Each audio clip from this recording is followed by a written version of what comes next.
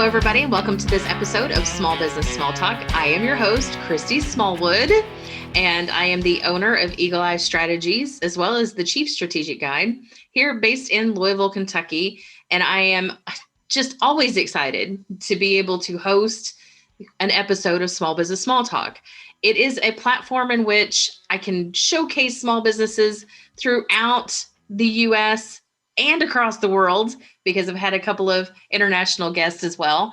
And it's just so fun for me because I get to know more about them and pick their brain about what they know about their industries or tactics that they may have. It's just such a pleasure for me to be able to do this. Plus, it gives me a chance to talk to people more. And I just have a lot of words and I like to use them sometimes. So that's a little bit about me.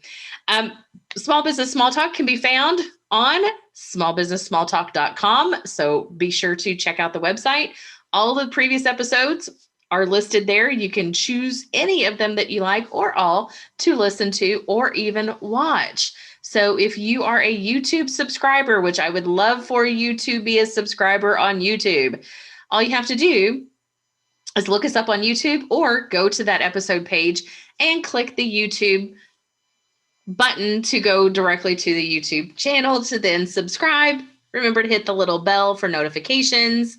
And you can also contact us to be able to sign up on email notifications as well. With that, we have all the listening platforms, obviously, because you're hearing me now. So you can pick your favorite, be sure to subscribe, and please leave us a review. I would love to know your thoughts, and I want a genuine review, even though I hope that it's a 5-star. I would love a genuine review. Let me know what you think of my guests. Let me know what you think of the content that we have. If there's something also that has touched you or has helped you get through something in your own business or helped you level up in a process or a tactic or something, let me know what's happening for you out there as well as you're listening and or watching Small Business Small Talk. With that, this is my thing. I'm super excited to talk to this guest today. So Brittany Murphy is the marketing director at One Thing Marketing based here in Louisville, Kentucky. And she services local clients as well as national clients. I've known her for about 7-8 years now, and I have loved watching this young woman's progress throughout this industry. She has always been on fire, and I love it.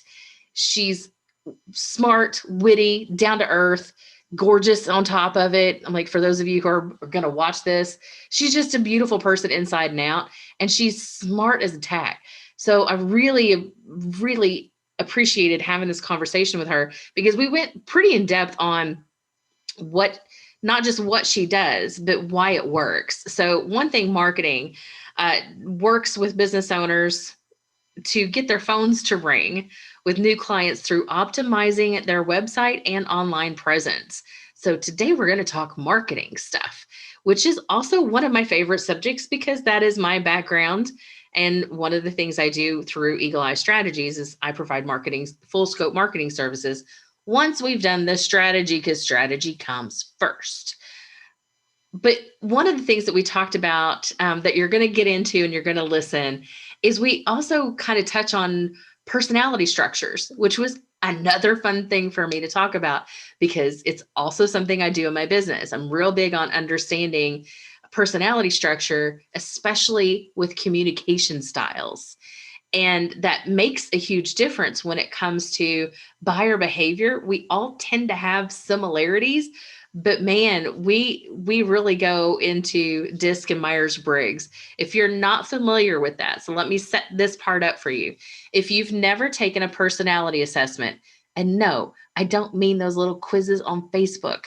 If a real personality assessment that can be anything from a DISC model, which is the basic 4, I like to call it, or the Myers-Briggs, or even something like a predictive index, or there's now a culture index out there.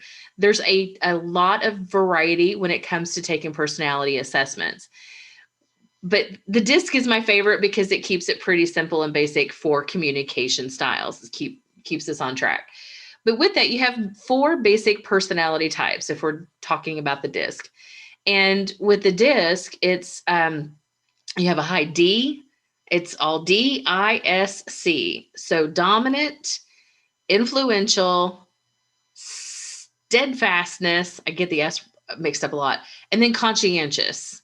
So that really means that high D is your typical leader of the bunch, really direct.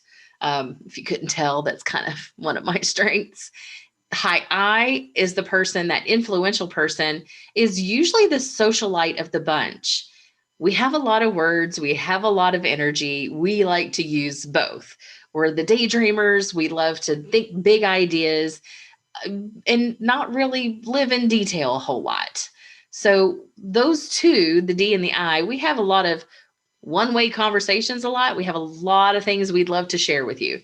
The others are the S and the C. The S, the steadfastness, these are the best mediator people ever. If you ever need somebody to come in to listen to both sides of the story to help make peace, that's what that person's really good at. They have a hard time saying no, though. So their strength out of balance is they have a radar for people who are hurting and want to just share all their woes with them. So I'm not that person. Not very well. I can tap into that number, but it's not my strength. C is the conscientious person. They are the person who, I like to say, dreams in spreadsheets. They love detail. They love it. And it will also put them in decision paralysis because they always need more detail before they'll make a decision, versus the D person is going to just make a decision. So there's a lot of things that go into personality assessments, and I have fun with this in groups all the time. It's one of the most popular exercises, activities, tools that I have ever done in workshops, and I've done hundreds of them, and every single time it's always been a blast. It's always insightful and a lot of fun to do. When you apply that to your marketing efforts, you can now optimize. So we're going to talk about optimization as well. You can optimize your content in such a way that it resonates with the people you want it to resonate with. And so that's something that this conversation is going to set the tone for all of that. And I'm just very excited to be able to have Brittany Murphy as my guest in this episode of Small Business Small Talk. Thank you so much, Brittany, for coming on to Small Business Small Talk. I really have been excited about this. You're in my marketing realm, so we may put like this extra little ribbon on the front page about, we're going to talk about some marketing stuff, websites specifically today. Yeah. But I've also been excited because you told me in the like proverbial green room that we have that like this is your first podcast. I've been shocked. You have popped my podcast cherry. No, you did not just say it. This is how this is going to roll today, y'all. If this doesn't set us up for what the rest of the interview is going to be, I don't know what else will. Way to start it off great. So tell our listeners, and for those who are watching online on YouTube, all that kind of stuff. So as you well know, go to smallbusinesssmalltalk.com and you can find all of your favorites there. But tell everybody what I already know about you and how amazing you are and all that kind of stuff, what it is that you do. Like, give us your backstory, because you now even have 2 fur babies, right? I do.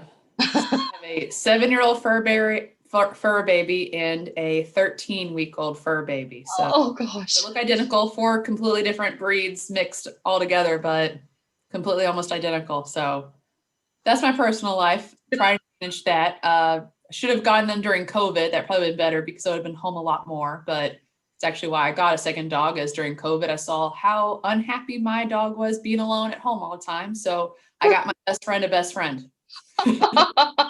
That is perfect, actually.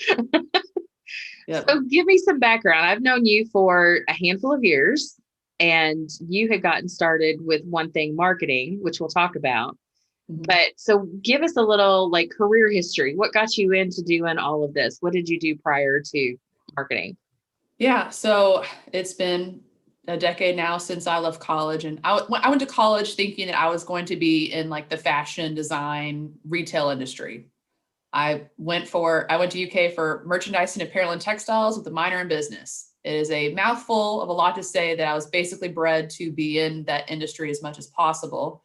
So not surprisingly, then I did get into the industry, and the way to actually make money in fashion is actually to be on the retail side. Mm-hmm.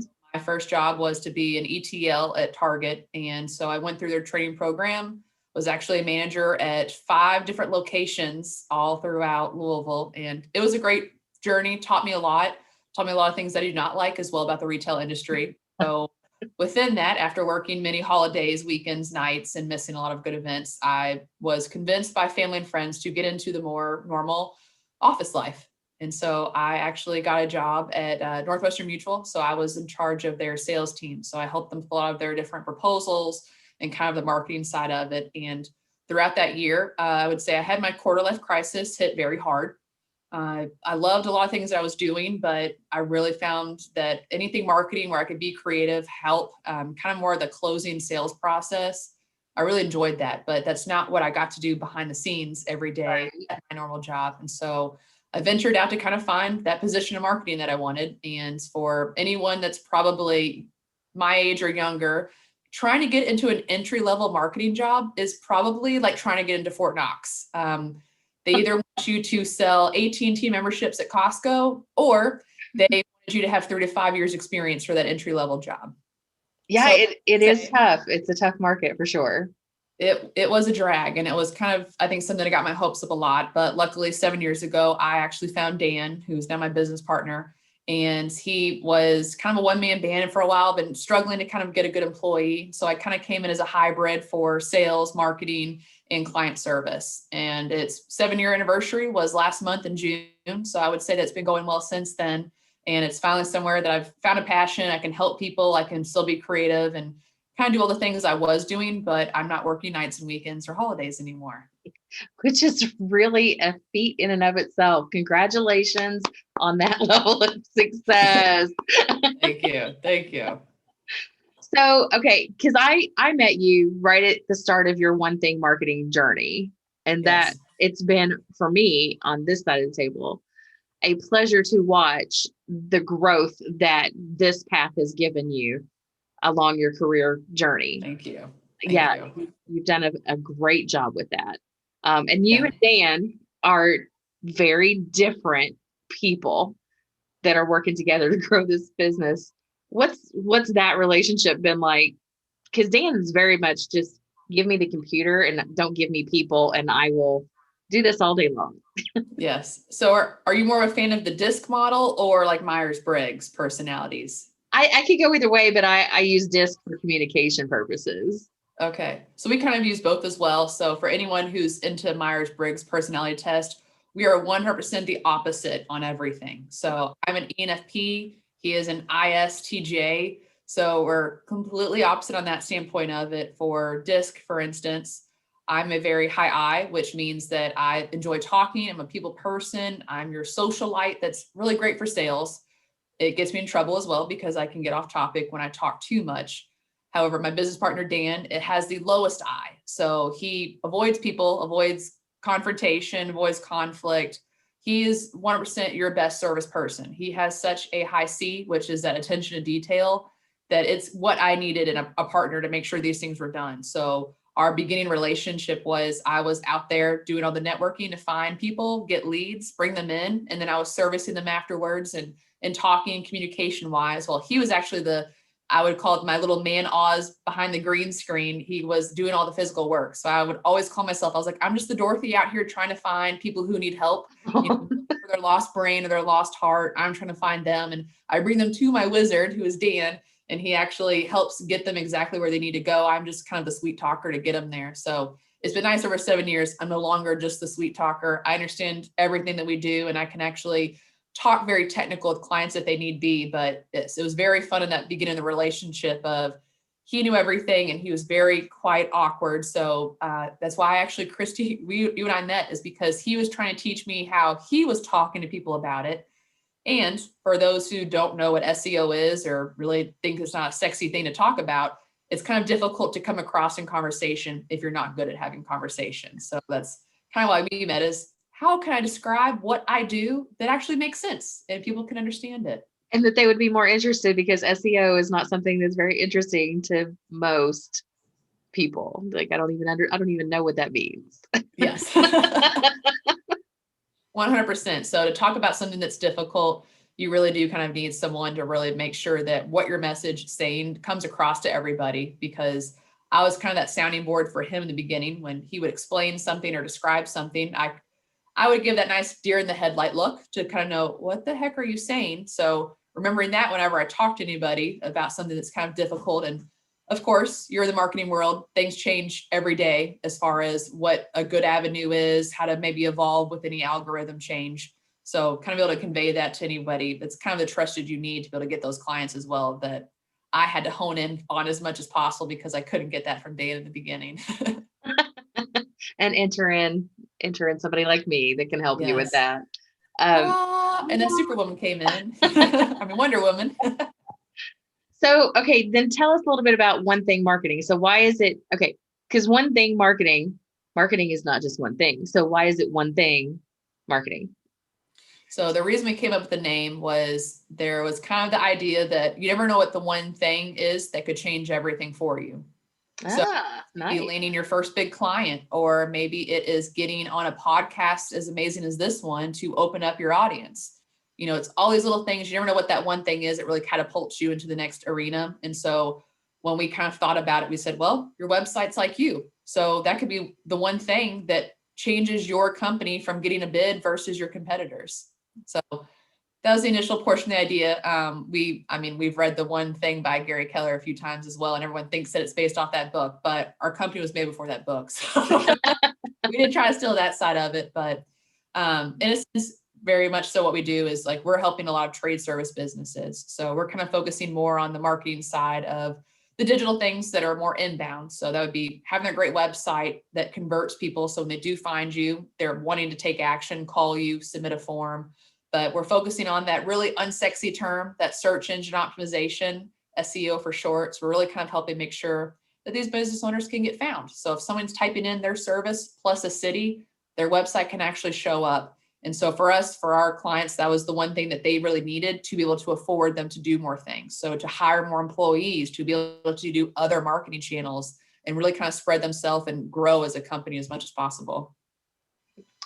Look, you've done a great job, because I've heard all the plugs in there, especially the one thing, the one that was like, it's really done well, Brittany. I appreciate that. So if you guys haven't caught that, go back and listen to what she just said again, because it's succinct and it's also well branded for One Thing Marketing. Good job.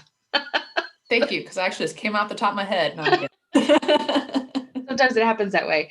Okay, so what is it that you love most about it? Like, I can kind of guess because I know you, but share with me, like, what is the thing that you love most about doing what you're doing now? Well, for me personally, what I'm doing, and kind of why I was even late to this podcast, is I'm doing the audits. I'm building strategies for business owners who otherwise have no clue what to go on, which is absolutely fine. So when I talked to today, they just said, that they're in their 50s and they are 100% technologically not savvy.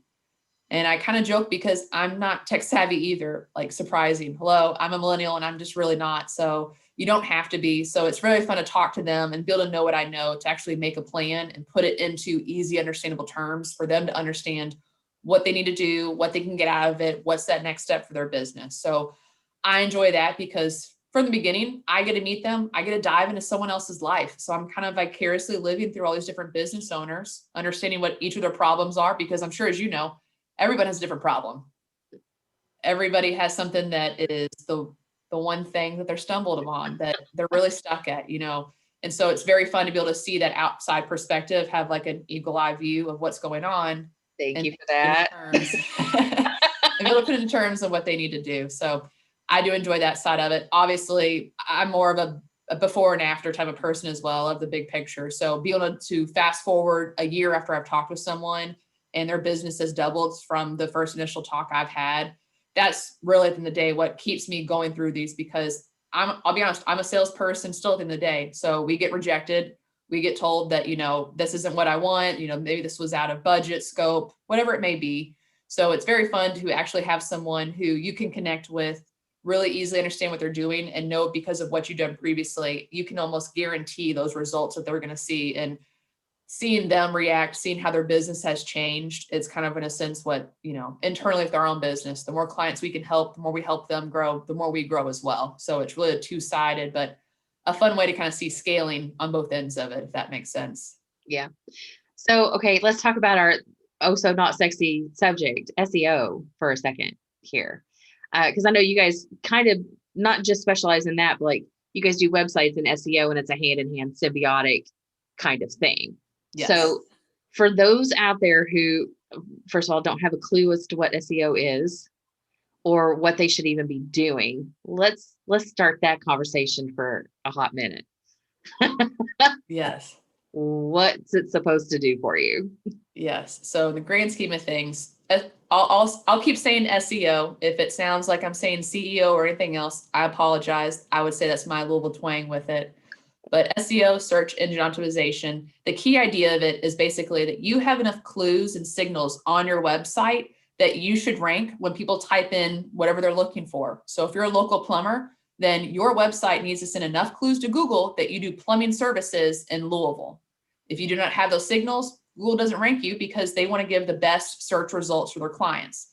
I'm sure you're just like me. If you're ever looking or Googling anything, which is the new term for searching, just Google it. Right. No one says like, I'm going to look on the internet. You just say, I'm going to Google it.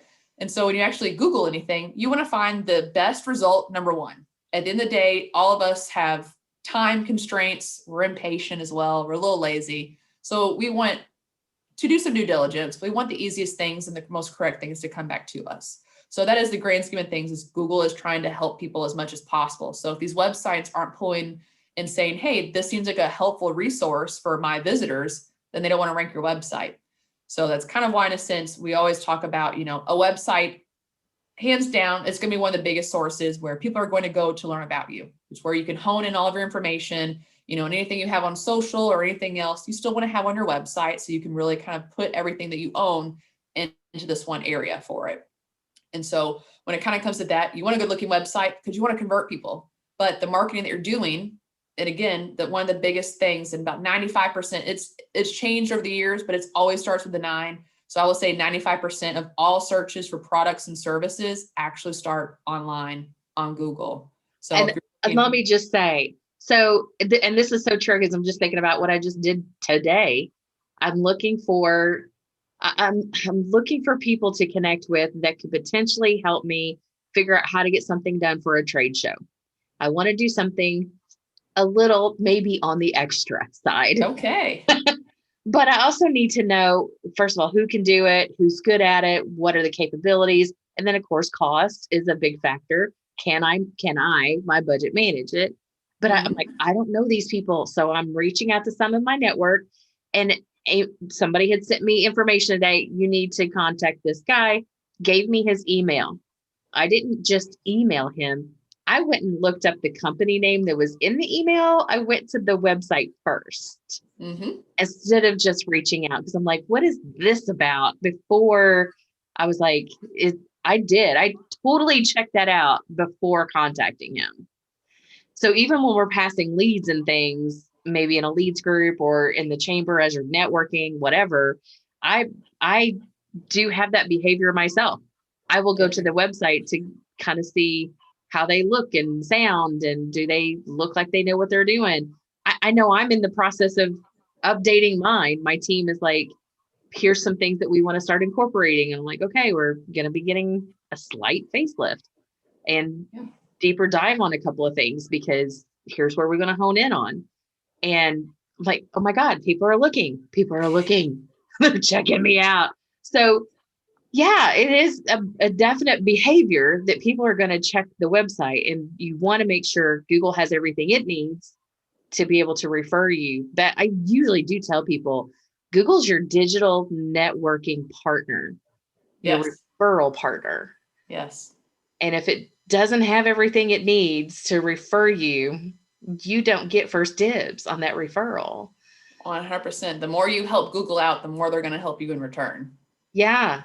So how well then does the Google My Business portion affect your SEO?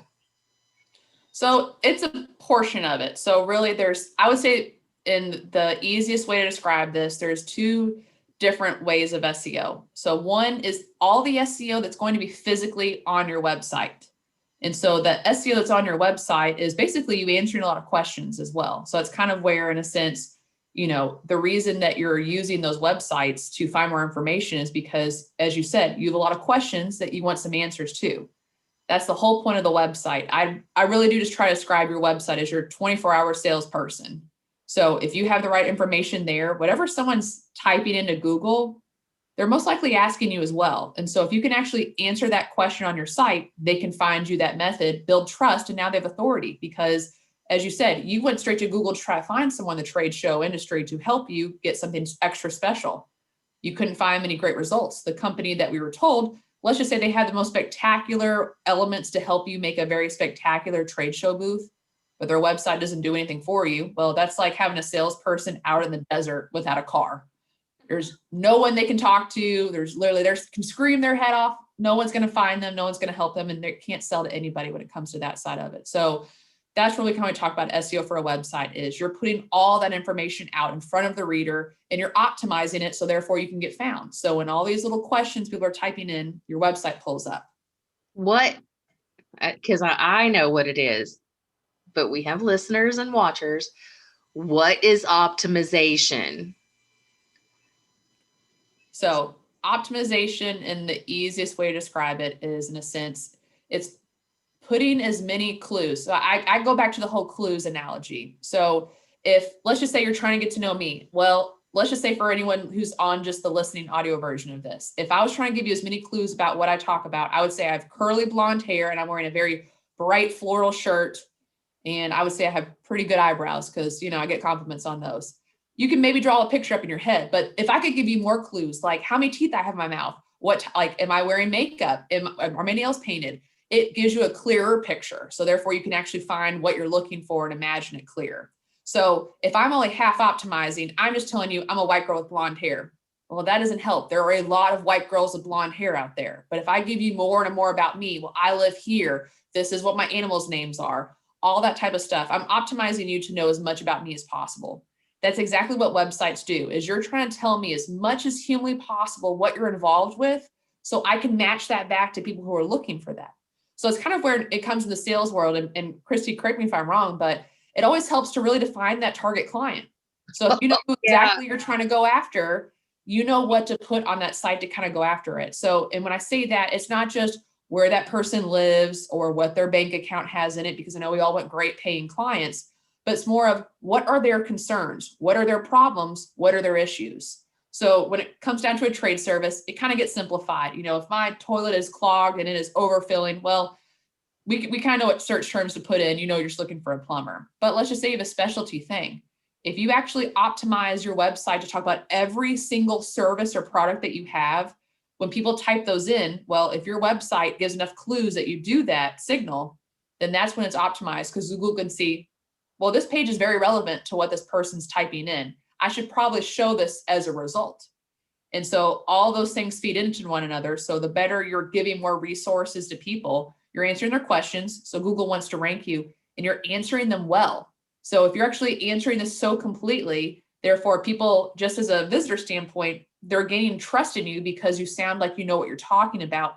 But also in Google's eyes, that person spent 3 minutes on your website. There obviously must have been something pretty good on that website. So Google kind of gives themselves a pat on the back and says, okay, this was a good search result. I might start to move them more and more. So it's like, that's what we call when we say traction and marketing, in a sense, is you're basically gaining that trust in Google's eyes so that kind of start to catapult you. So that's when we tell everybody that, depending on how competitive your environment is, let's just be honest, you could throw a rock and hit a roofing company nowadays. You could throw a rock and hit an HVAC company. There are a lot of them. So you have to stand out. And it's a different way of when it comes back to the website. A lot of people aren't putting good information on there. I would challenge anybody that's listening to this right now, like go maybe to your blog post or go to your service pages. If you only have like 200 words on there, that's not a lot. 200 words does not describe anything any of us do, in full disclosure. So give more information, answer more questions, and it will. So that's a good point, because first of all, I can tell our high eyes are definitely going to be like, there's a lot in this podcast today. But I want to stop you for a hot second because 200 words, sure, is not a lot. But what is too many words? Because there's some sites that I'm like, oh my God, I'm reading War and Peace here. I don't like it from a user perspective. Yes. But Google loves words. Yep. So is there a happy medium, or what are the tricks that we can do to make Google happy and our user experience the best it can be? Great question. I'm so glad you asked, Christy. There are many things we can do. So I would say there's really almost not a cap on it. I mean, I'm sure there is probably within the headquarters of Google, some nerd looking at it. You know what? 999 like words or the exact character limit we need to make this sound good. They're really probably not doing it that, but they could go that way. So how I like to break it down and perfectly right, bringing this back to personalities. So how I talk about a website, how much to put on it, you want to appeal to all the personalities out there. So there's going to be people like us. If we're high eyes, we really don't need as much information as you think to be able to make a decision. We're the easiest people to sell to, because if you can just connect to us, we want to be friends. We want to be liked. We're happy to buy your crap. Exactly. The imagery matters to eyes. They're like, ooh, shiny object. You now have my attention. Give me the basics. I'm in, I'm out. Sounds great. Yes. That's 1% how we operate with it. So for us, we don't need as much information versus my business partner, for example, who's a high C, detail oriented. He wants every single question answered that he has before he will even dare to pick the phone up to call you. Now, I know that might seem extreme, but that's a portion of the population. So don't discount them because they're not the easy sell. They are loyal people as well, but they have to have their answers to their questions to feel comfortable with you. So the way you mix a page to appeal to both audiences, how we like to build our clients' websites out is, let's just say a service page, for example. I would love to have 2,000 to 2,500 words on there would be my ideal. Now that's a lot for us eyes to read. Like, okay, this is a lot of info, and depending on what we're wearing our hat for the research that day, we might not give me the title. Exactly. So how we would say as well is at the very beginning of that article, you're going to have a lot of bullet points. So you might have the short snippets of the answers to what that question is. And then you might have some bullet points about what makes your company so great to deal with this issue. And that might be 300 to 500 words. Like, I mean, it can be even shorter than that potentially, but it's those quick things we can see as eyes to say, oh, okay, they've been in business for a while. Oh, wow, they do this. Oh, they have a guarantee. Okay, cool. I'll go ahead and call.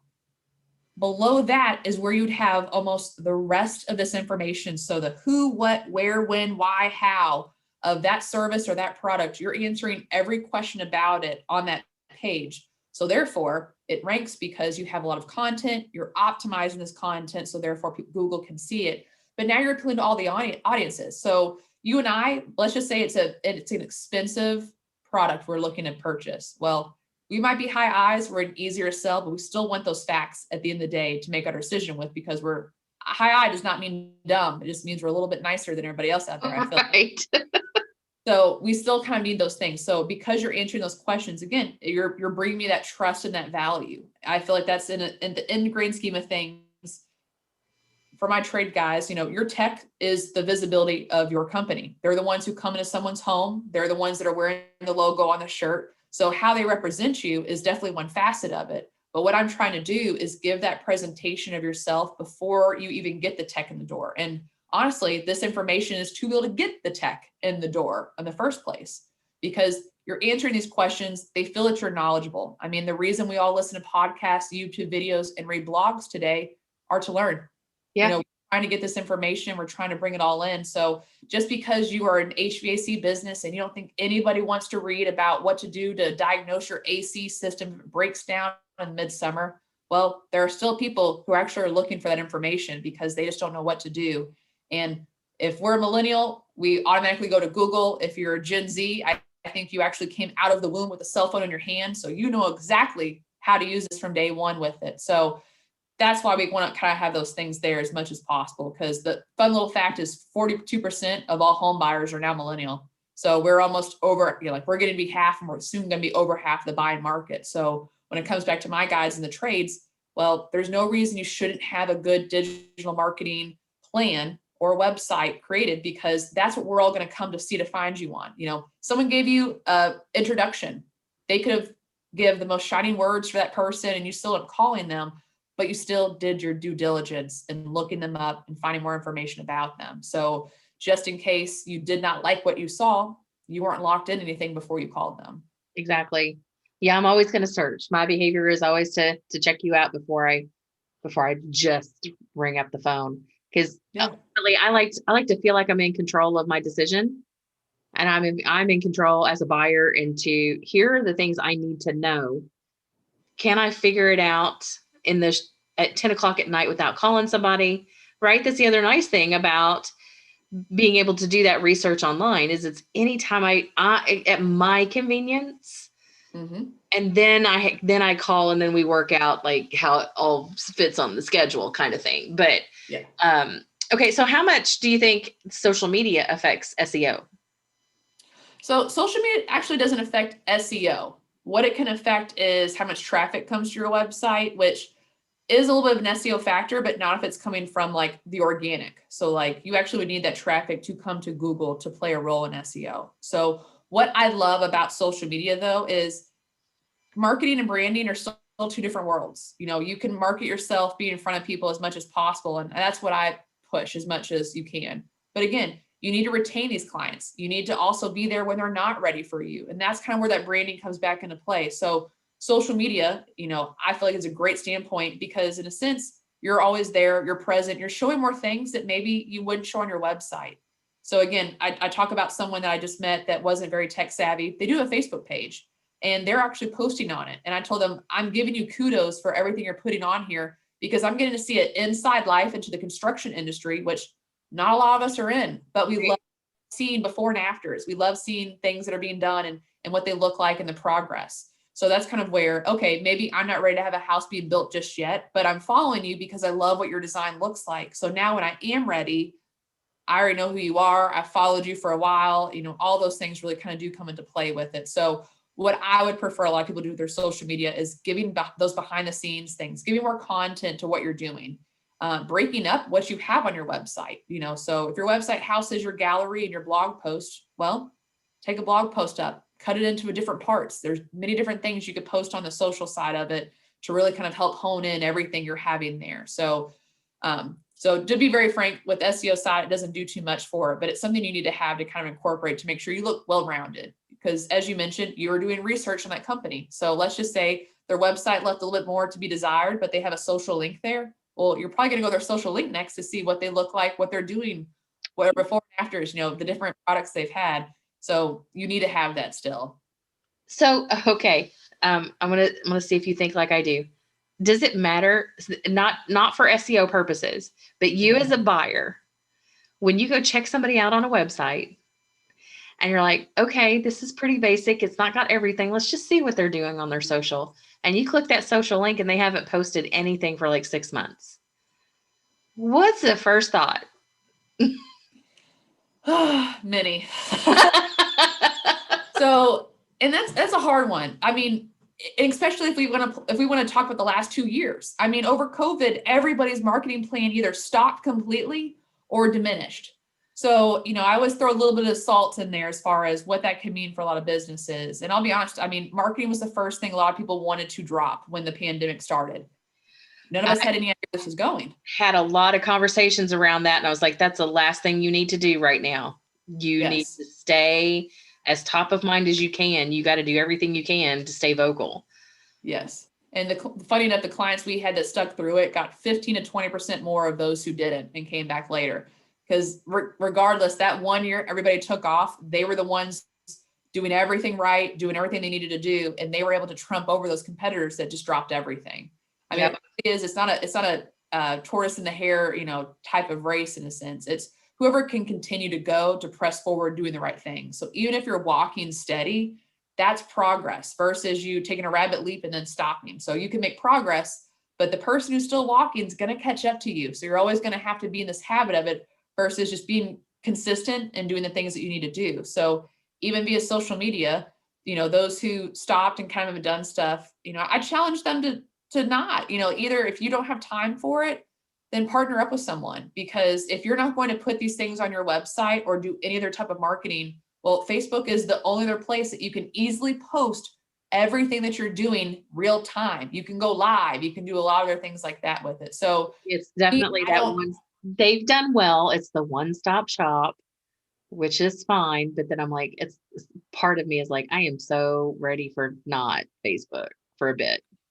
Yeah. I mean, I hate social media for myself. I think there's a lot of negativity around it. I don't enjoy it. You know, you might see some funny things, and then of course someone has something better than you, and it just can kind of tear you down apart if you look into it too much. So I don't judge businesses for not having a good, steady social media plan.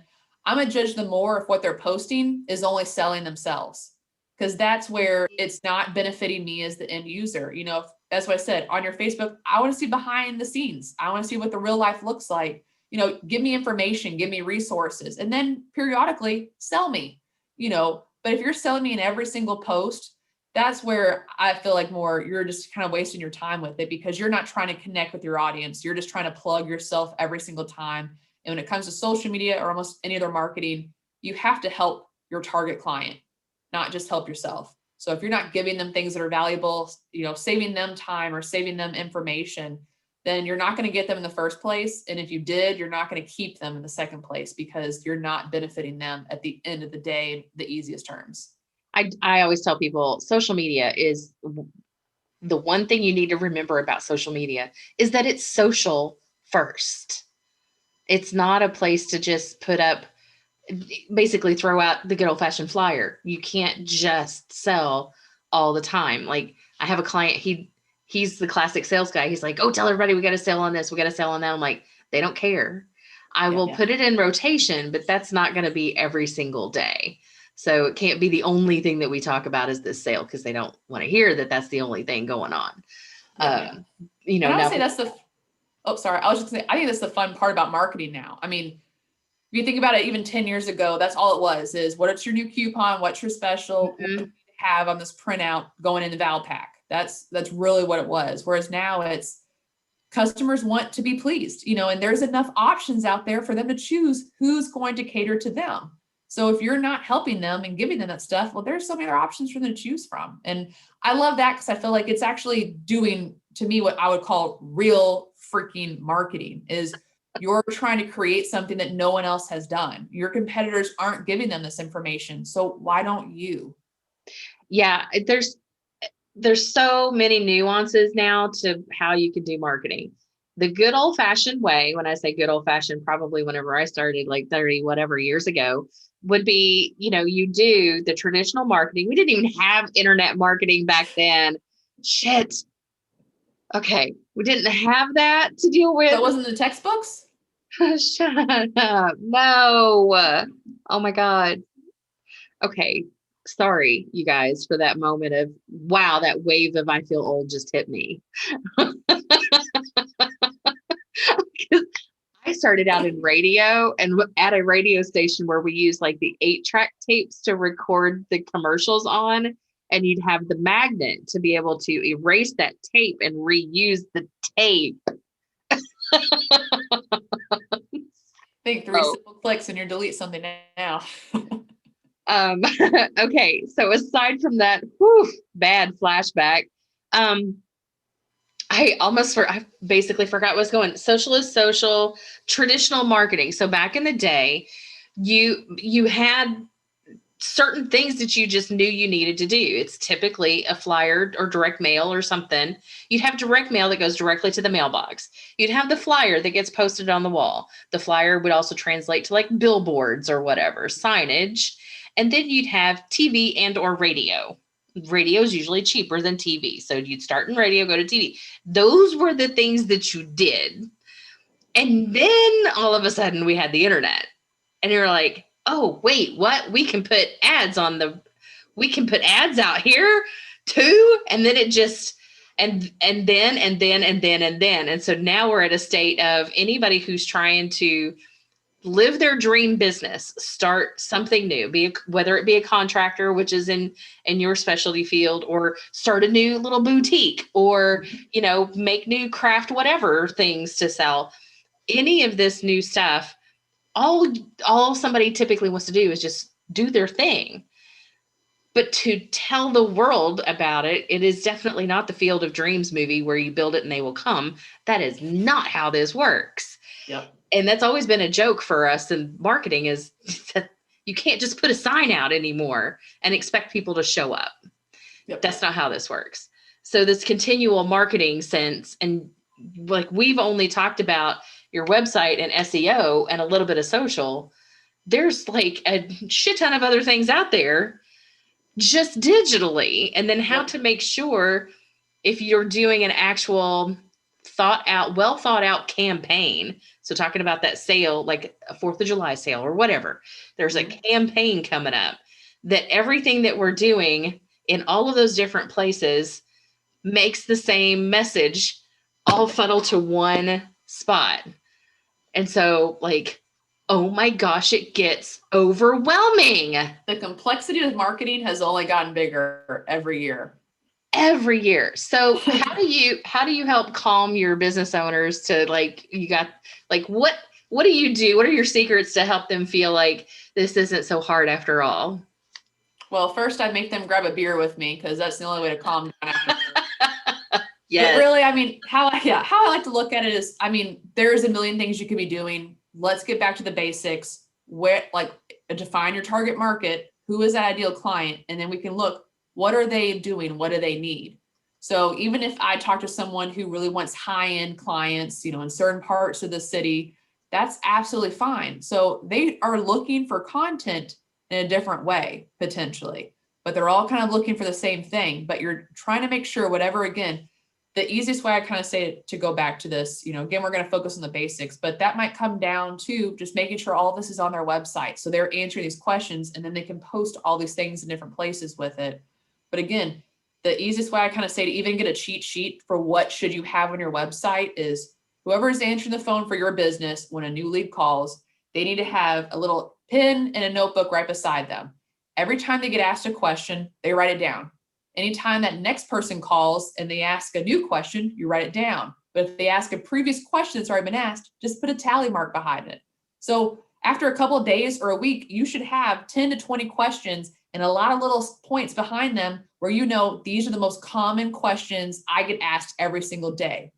I need to answer for my clients these questions in this priority order as well. So with the million marketing ways, you can put that question and answer out there. You best fit that for where your market's going to be. Obviously I want that on the website at the same time, but that's how simplified you can make it. Like even thinking about what to write for SEO. That is my biggest cheat sheet way I give everybody, is people are asking you these questions because they've already typed them in. So they already kind of know the answer a little bit. So why not be the person that gives them that answer? Now they're already on your site. Now they already have trust in you. Now they're calling you. So make sure your answer matches what you have on your website. Pro tip.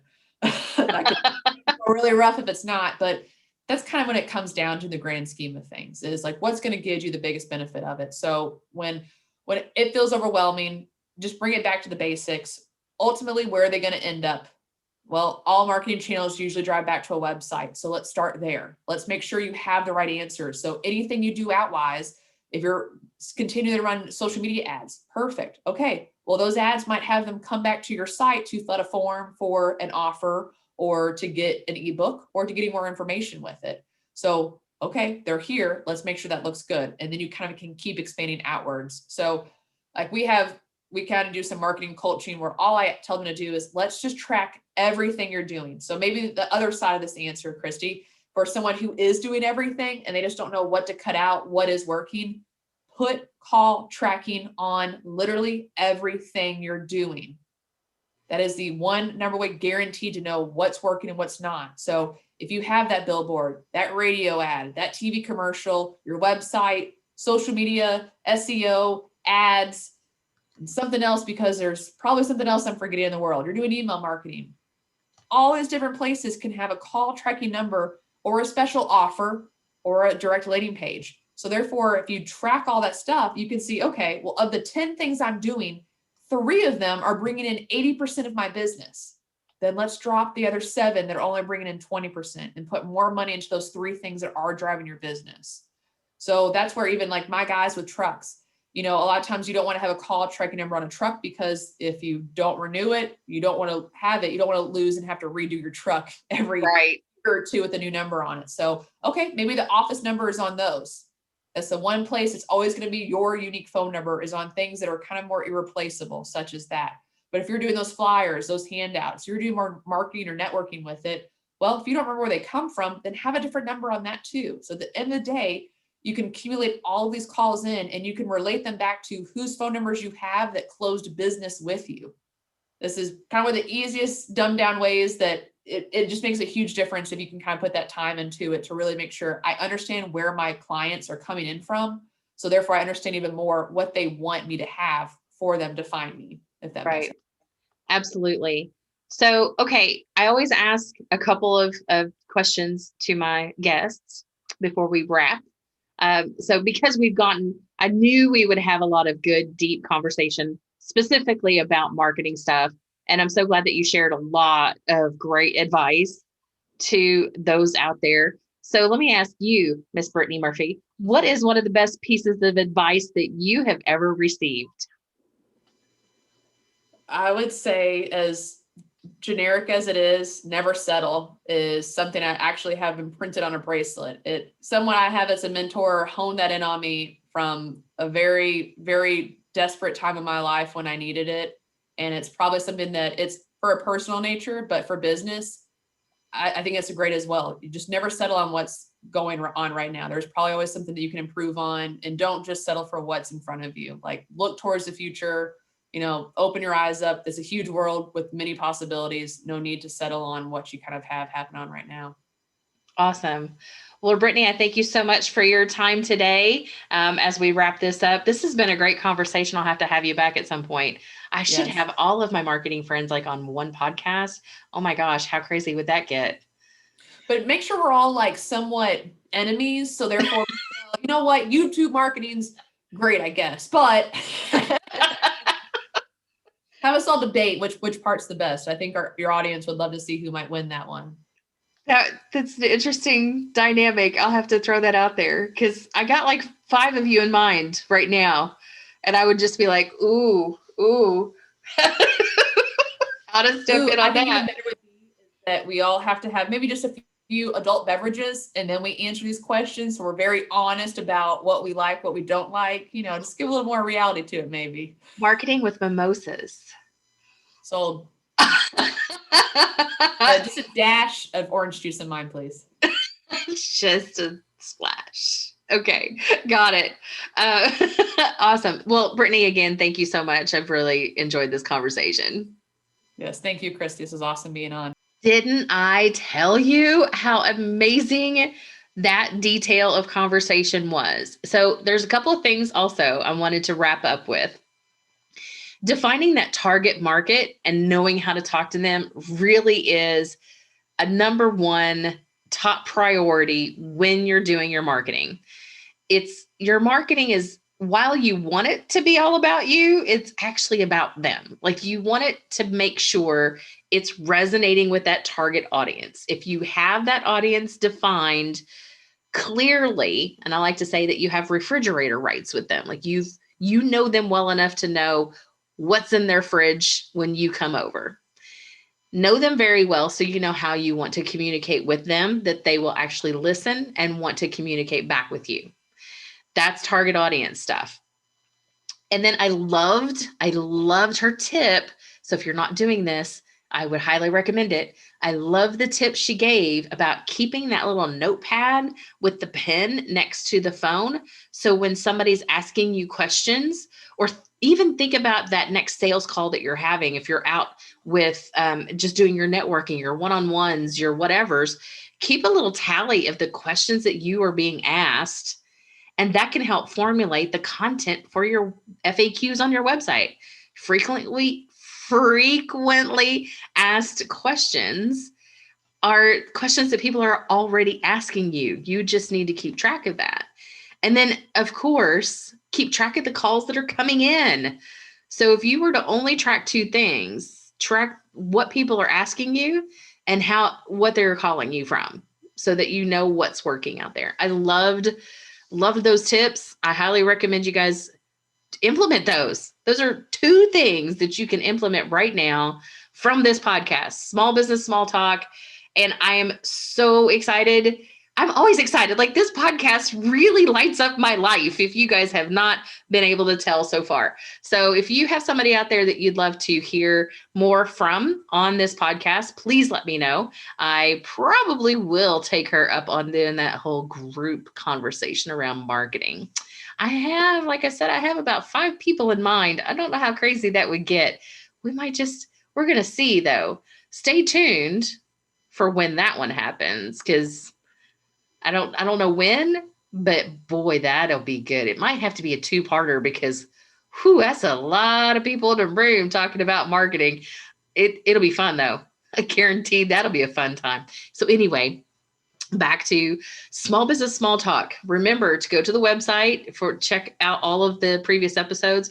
But seriously, follow us on your favorite channels and click the subscribe and reminder buttons, all of that kind of stuff, so you will know when latest episodes come out. We are starting to do these weekly. So if I miss one, call me out, like keep me accountable. But at the same time, stay tuned, because it might be that I'm working on something special for everybody. So with that, again, I appreciate your time today, because I know when you partake in a podcast, you're expecting some great value. And I know my guests can provide that for you. You're not alone out there. I love to hear your small business story as well. So connect with us, let me know. And thank you again for tuning in to this episode of Small Business Small Talk. I've been your host, Christy Smallwood.